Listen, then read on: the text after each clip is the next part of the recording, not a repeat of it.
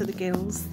We have a roof bag and it's amazing because you can get so much stuff in it. So we put all the light stuff on the roof, crammed everything into the back and the dogs on the back seat, and off we went to North Wales. And the dogs slept most of the journey. They're really good travellers. We're really lucky. So we arrived at Barmouth. We stayed in a pod for the first night because the weather was pretty grim. And we used our dry bags from the kayaks as our clothes bags. It worked really well, so we're definitely doing that again. And my blanket worked because both the dogs loved it. We took some sights in on the way through. As you can see, the waves were massive in Barmouth. And we drove through to Harlech to see the castle. And crossed over the amazing bridge into Anglesey, so fantastic. I'm not even going to try and pronounce the word in the corner, but you can have a go. And then we arrived on Anglesey. We were wild camping for the night in a field on the edge of a cliff. So we experienced some really windy weather, and so after we'd had something to eat and got all cozy, tucked ourselves in, and I have to say I didn't sleep an awful lot, and you'll kind of see why.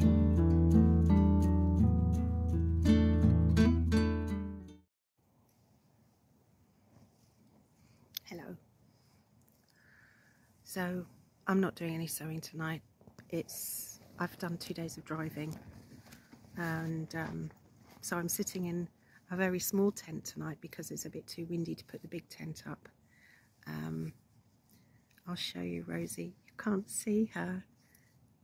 So Rosie is Rosie is in there in her blanket, but she's gone right in underneath. She's such a clever little girl. She's decided she's going to completely hide.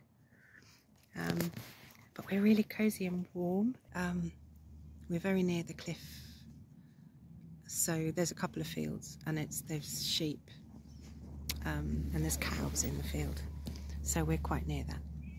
And then we decided we needed some food, so we thought we'll go and find a shop. We're out in the boonies, and the sat-nav gets a bit confused.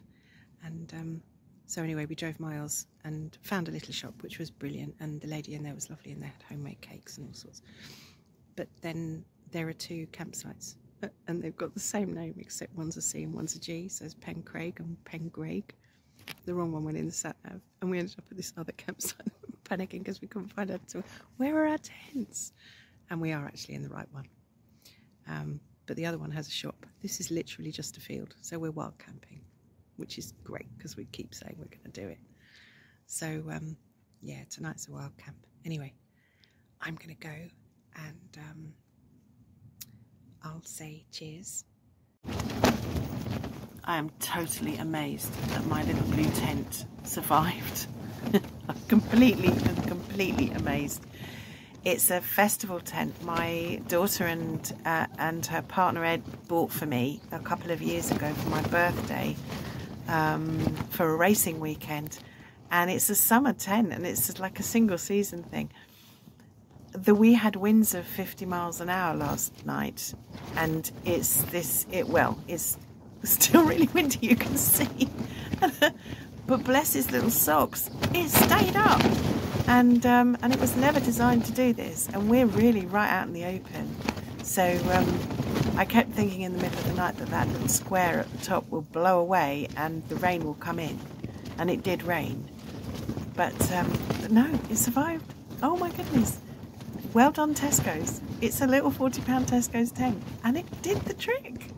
But I am buying a wild camping proper tent now, because the wind whistles through this one like you wouldn't believe. So although it's waterproof, it's definitely not windproof. Anyway, off for the next adventure. Well, off we went to another really beautiful, inspiring place. It's called Nantcol. It's near Harlech, and the views are exquisite.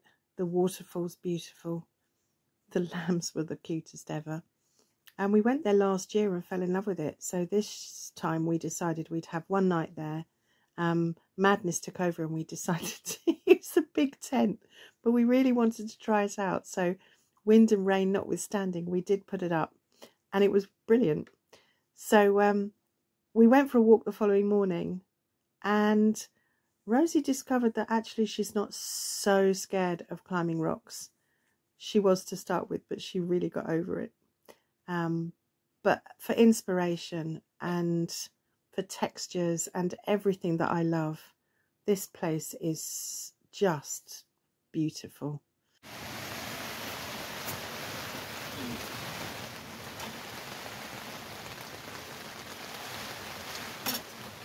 A bit of cake. A bit of cake.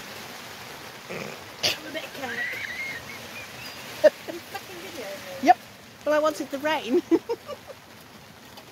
It's a bit of atmospheric to add to the video. Cake is far more important than rain. It'll stop now. Yeah, totally right.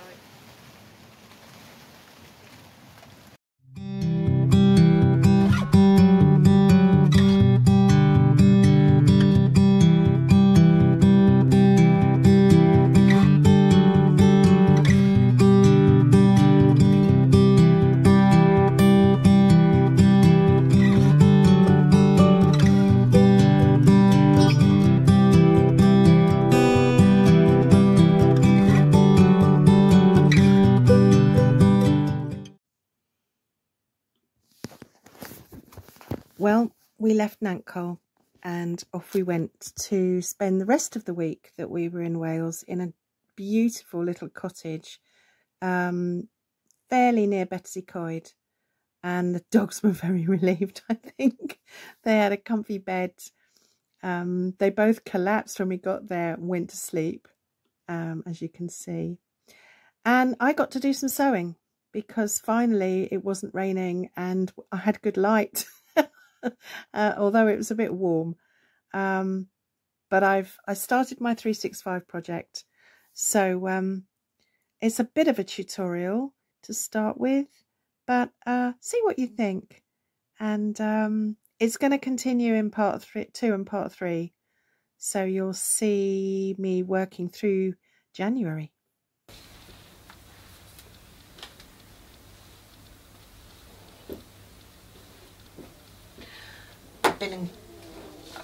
Been and got a cup of tea. So cheers to everybody. Cheers to you all.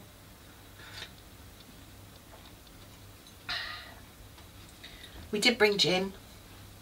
We're not drinking it yet, which is probably a good thing. So my template, I would, as you know, usually tell everybody, press your fabric before you do anything. Get rid of all the creases, but I'm not going to do that because there's no room for an ironing board in this cottage.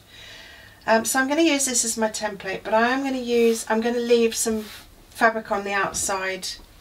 This will do, yeah, it will do double. So I'll get 2 pages out of one side. But I do want to leave a bit on the outside of it because I want to be able to go to the edge. So I'm going to use this as my template. I'm using a friction pen which will iron out, so I'm going to make sure that I've marked my actual corners, but I'm going to not cut anything at the moment because I do want to be able to use the embroidery hoop. What I am going to do though is just mark roughly with a dotted line where the actual size of the page is, but I will be using a 1/4 of an inch seam allowance, and because I know I'm going to be using a 1/4 inch seam allowance, I won't go right up to the edges. I've got a piece of organza ribbon here and it's in the way. I don't want to take it off. So there's my rough dotted line, so that I know that I don't go beyond that point. So there. So I won't be doing any cutting right now, but what I will be doing is trying to work out what I would like to embroider. So within here, I'm going to do a kind of a rough seam allowance line. It's very rough. But I don't want anything desperately, don't need anything desperately sharp at the moment. I just need to know where I'm not going to sew. The thing with this sort of thing is that you can get really carried away. So when I'm drawing what I'm going to be embroidering, I'll just forget that I've got borders and I'll just be drawing, so that's no good. So what I've done is, this is really handy. I like hatches. What I've done is on my phone, in notes, I've made a list of everything that has happened, not every single thing in the whole day, but what I've done is key things. And the first thing that happened this year that was a really massive big deal for me was that my Rosie, who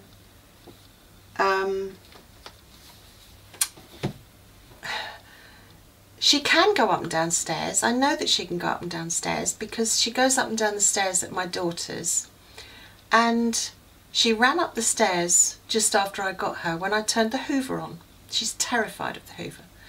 And she's so terrified that I haven't even been able to do any real training with it. I've just had to leave it visible so that she completely gets used to it being in the house.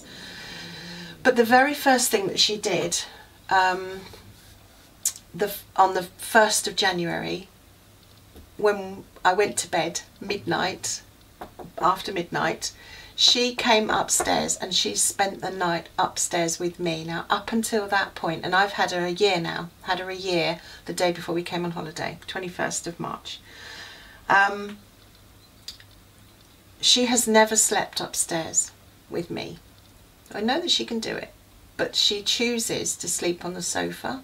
She likes her space, and I get that, but it's the first dog I've ever had that hasn't come upstairs and slept on my bed.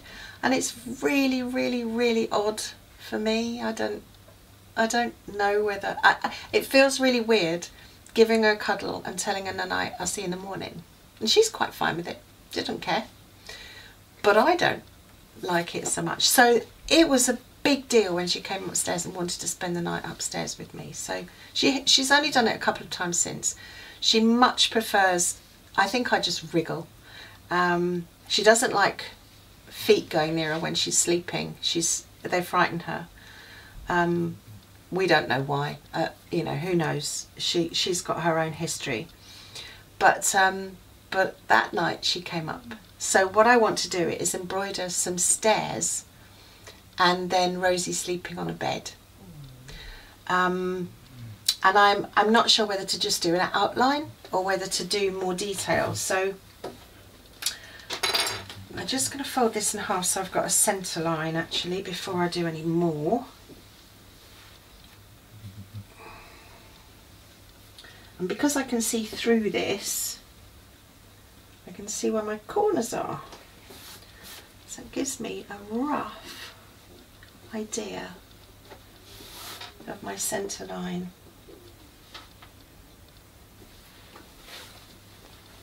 This is where I'd love to have my square rule, but I haven't got it, so I have to use it without. So there's my centre line. So this is going to be January. So somewhere in here I want the word January, but I'm going to leave a gap. Probably, where shall I leave the gap? Now, interesting, because you would normally go, oh well, I'll put it there. But actually, in photography terms, when you look at an image, the first thing you do, and this doesn't matter which way you read, left to right, you always start bottom left hand corner and you work your way up to the top right.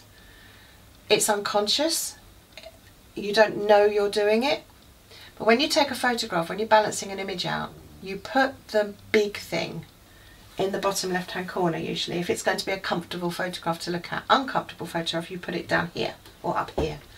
So I'm going to put my January down here somewhere.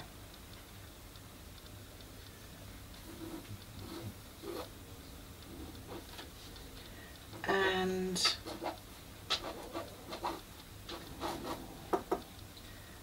I'm going to kind of do something like that. I'll fiddle around with that, but that's going to be my January space.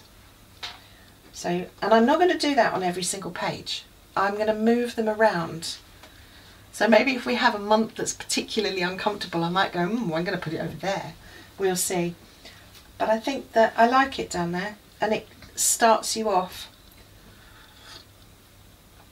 But what I am going to do is start my first embroider on this top corner. I'm not going to be too precious about the size, because some of the sizes might be bigger and some might be just a word or something quite simple, or it might just be a date. I mean, I may have a day that nothing particularly amazing happens, it's just that I want to acknowledge the fact that that date happens.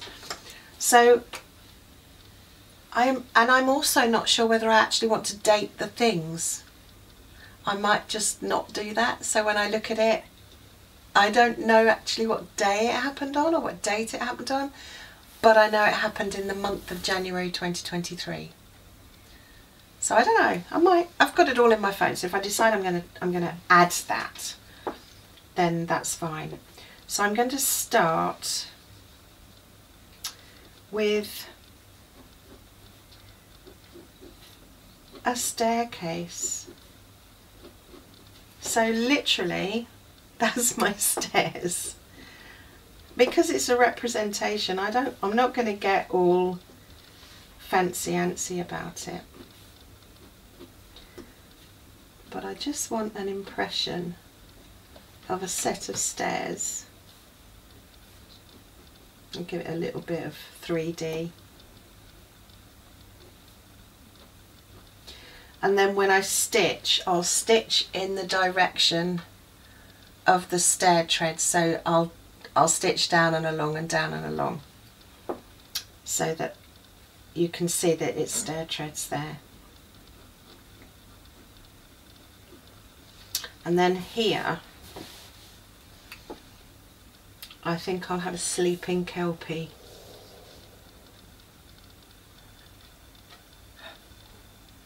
So what I've done is I've drawn Rosie asleep. Rosie always sleeps with her back to me.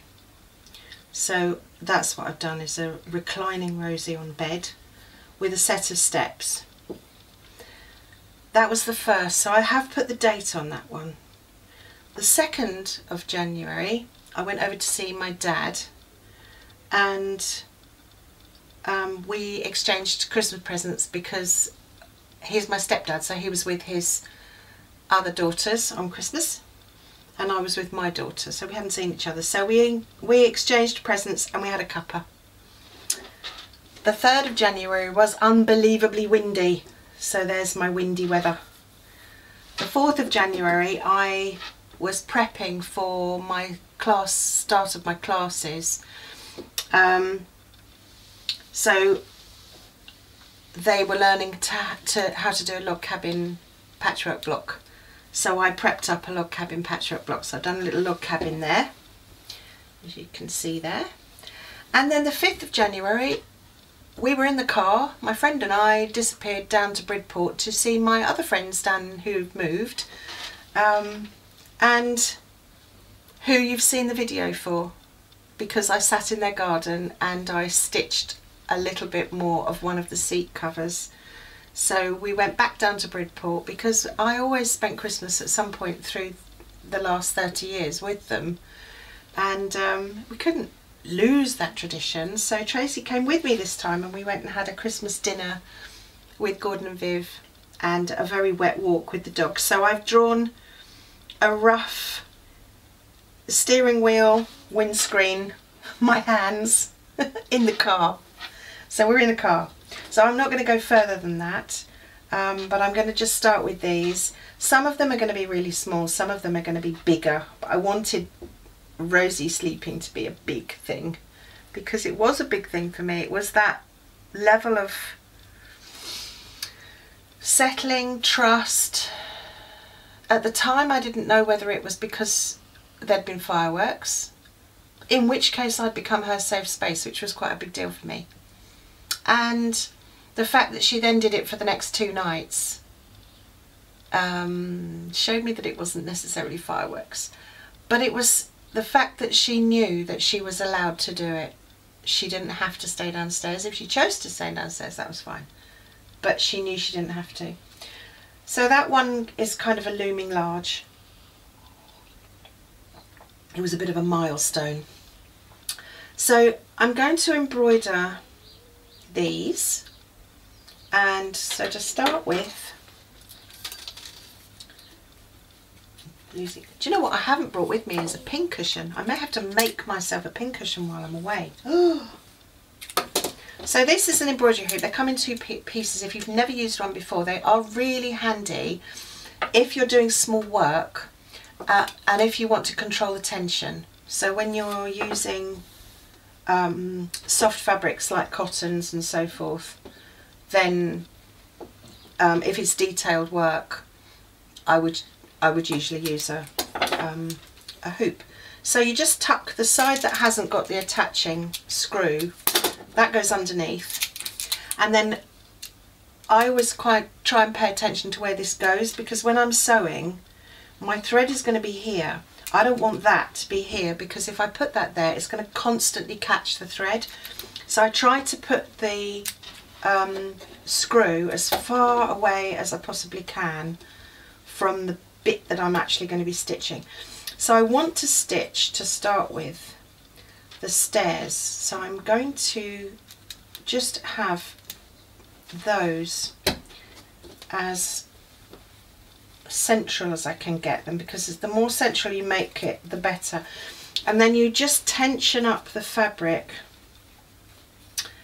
and as you go you tighten that screw. Now some of them have got a screwdriver slot in it. Mine has, but it's also got a diamond type texture, that's the word, on there, so I can tighten it up, tension it up with my hand if I want to. I don't really want it to be drum tight. I just want to make sure that I can stitch and that stays the shape I've drawn it, and that's mainly the reason I use these. I do a lot of embroidery without a hoop, to be honest, but I mean I'm not using a hoop for any of this, but this, because it's an actual picture, I don't want it to go out of shape. So that's it loaded on the hoop. Ideally these, you shouldn't have gaps, but because I'm working up in that top corner, there's not really much I can do about it unless I had extra fabric. If I was at home, I would tack a piece of extra fabric down these sides and use them, but I'm not at home, I'm here, and I don't have my sewing kit. So that's what I'm going to do. So now I have to decide what kind of colours I'm going to use. Look, I've already made a mess. And for the stairs, I'm going to use probably a kind of mushroom colour, because it's sort of carpet coloured. Then for my sleeping baby, I need black. I need a bit of, actually that's going to go with her. I'll choose the stairs in a minute. A bit of maybe that kind of colour, because she has got gingery colours in her and she's got blonde colours in her. So I might actually add a single strand of that colour just behind her ears here. She's got a sandy, and in her neck she's got a sandy fur. Yeah, that'll do it. And then I'll I might just use grey for the stairs, but we won't worry about the stairs for now. So I need some embroidery scissors. I need a needle. Lost a pin there. And when I'm embroidering, I like to use a fairly sharp needle, but I like to use a needle that's got a decent sized, that's a bit thick, it's got a decent sized eye. So I'm using a mix of Anchor, that one's a non-named one even, they're various. I'm using up my stash of embroidery silks. Some of these are named, some of these aren't. They're just a make that I don't know. Some of them are Chinese imports, I expect. But I'm going to start with the black. And the other, oh, well, that's never happened before.